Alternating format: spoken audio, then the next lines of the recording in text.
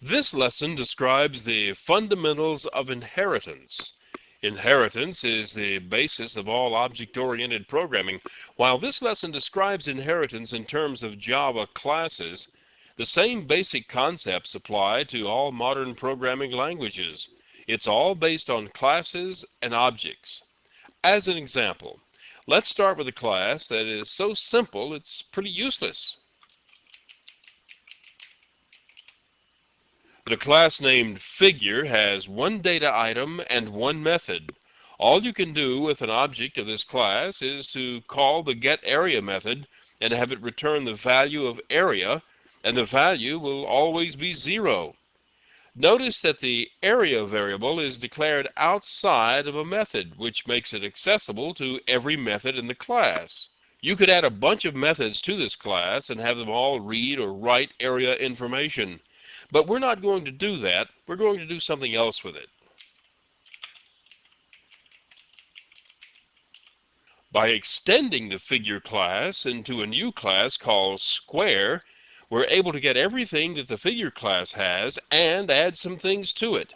That is, we extend the Figure class and add some data and some methods to create a new class called Square. Notice that this class adds a new data item named side to hold the length of a side of the square. The method getSide can be called to return the length of a side, and the method setSide can be called to change the length of a side. Notice also that in setSide, the value of the area is updated to contain the area of the square. The variable named area is inherited from the Figure class. The getArea method is also inherited. Let me show you.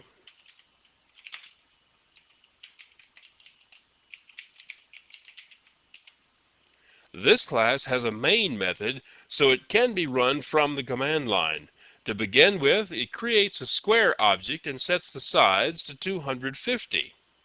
The length of the sides and the area of the square are printed.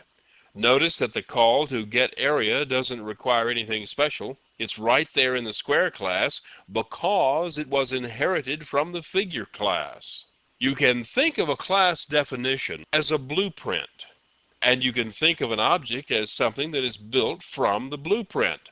For example, once you have a working blueprint of a house, you can build lots of houses from the same plan. That's the same principle as classes and objects. Here is the construction of another Square object from the Square class. Once you've written a class, you can create as many objects as you like. This one has its side set to 17, and the program displays each side and the area of the square. When you run the program, it looks like this.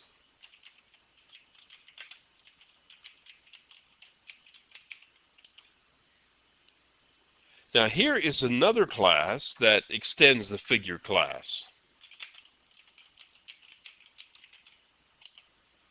This is the Circle class. It can extend the Figure class because a circle also has an area. To make it a circle, however, it was necessary to add a data item to hold the radius of the circle. This implies the addition of a getRadius method, and it's a simple matter to add a getDiameter method. The setRadius method updates the radius value and then updates the inherited area value to match it. Now we have our Circle class, and we can create objects from it. For example,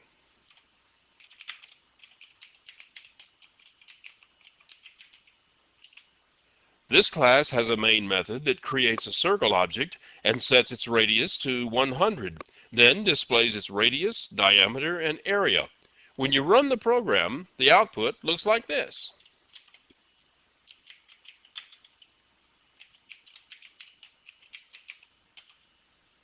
Now this could go on and on.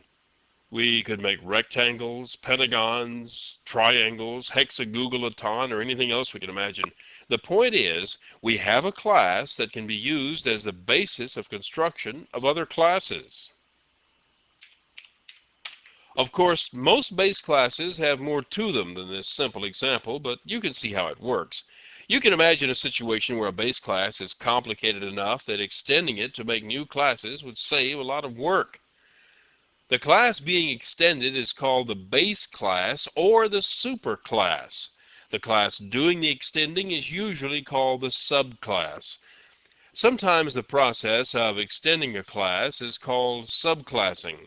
This whole process is what is known in object-oriented programming talk as inheritance, because the subclass always inherits the goodies defined in the superclass. Just about everything in object-oriented programming is the bookkeeping that goes along with creating subclasses from superclasses.